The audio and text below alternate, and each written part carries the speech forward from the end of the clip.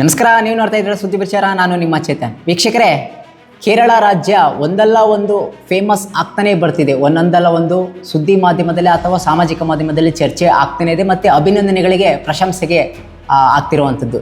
ಯಾಕೆ ಇದ್ರ ಬಗ್ಗೆ ಹೇಳ್ತಾ ಇದ್ದೀನಿ ಅಂದರೆ, ವೀಕ್ಷಕರೇ, ಮೊನ್ನೆ ಒಂದು ನೋಡ್ದು ಸಾಮಾಜಿಕ ಮಾಧ್ಯಮದಲ್ಲಿ ಭಾರಿ ವೈರಲ್ ಆಯ್ತು ಆ ವಿಡಿಯೋ. ಏನು ಅಂದರೆ, ರಸ್ತೆಲಿ ಹೋಗೋವಂಥ ಏನು 2 ವೀಲರ್ ವ್ಯಕ್ತಿ ಫುಟ್ಪಾತ್ ಮೇಲೆ ಹೋಗ್ತಾನೆ. ಆ ಫುಟ್ಪಾತ್ ಮೇಲೆ ಹೋಗೋವನ್ನ ತಡೆದಿ ಅಜ್ಜಿ, ನೀನು ಯಾಕೆ ಇಲ್ಲಿ ಬರ್ತಿದ್ಯಾ ಅಂತ, ನೀನು ಇಲ್ಲಿ ಬಿಡೋದೇ ಇಲ್ಲ ಅಂದ್ಬಿಟ್ಟು ಅವನ್ನ ಮತ್ತೆ ವಾಪಸ್ ಕಳಿಸುತ್ತೆ ರೋಡು. ಆ ರೀತಿಯ ಚರ್ಚೆಗೆ ಅಭಿನಂದನೆ ಒಂದಾಗ್ತು. ಮತ್ತು ಈಗ ಮೊನ್ನೆ ಒಂದು ಆಗಿದ್ದು ನೋಡ್ಬೋದು. ಇದ್ರದ್ದು ನಿನ್ನೆ ಮನೆಯಲ್ಲ ಒಂದು ಸ್ವಲ್ಪ ಭಾರಿ ಚರ್ಚೆಗಿರುವಂಥದ್ದು ಅಂದರೆ, ನಮ್ಮ ರಾಷ್ಟ್ರೀಯ ಪಕ್ಷಿ ನವಿಲು ಏನು ಉಸಿರಾಟ ತೊಂದರೆಯಾಗಿ ಅದು ಸಾವು ನಡುವೆ ಹೋರಾಡ್ತಿರ್ತದೆ. ಅದನ್ನು ಕಾಪಾಡುವಂತಲೇ ಪೊಲೀಸರು ಹರಸಾಹಸ ಪಟ್ಟು, ಅಲ್ಲಿನ ಅರಣ್ಯಾಧಿಕಾರಿಗಳಾಗ್ಬೋದು, ಪೊಲೀಸರು ಆಗ್ಬೋದು, ಅದನ್ನು ಉಳಿಸಲೇಬೇಕು ಅಂತ ಅದನ್ನು ಬಾಯಿಗೆ ಉಸಿರು ಕೊಟ್ಟು ಅದನ್ನು ಕಾಪಾಡುವಂಥ ಪ್ರಯತ್ನ ಪಡ್ತಾರೆ ಕೇರಳ ಪೊಲೀಸರಾಗ್ಬೋದು ಮತ್ತು ಅರಣ್ಯಾಧಿಕಾರಿ ಆಗ್ಬೋದು.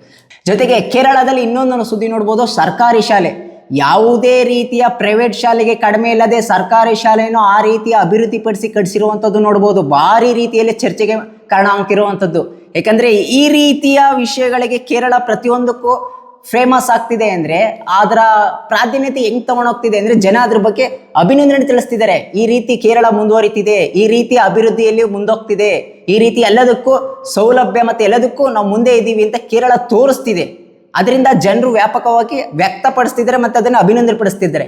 ಈ ರೀತಿಯ ಚರ್ಚೆಗೀಡಾಕಿರುವಂಥ ನಾವು ಕಾಣ್ತಾ ಹೋಗ್ತಾ ಇರ್ತೀವಿ ಸಾಮಾಜಿಕ ಮಾಧ್ಯಮದಲ್ಲಿ.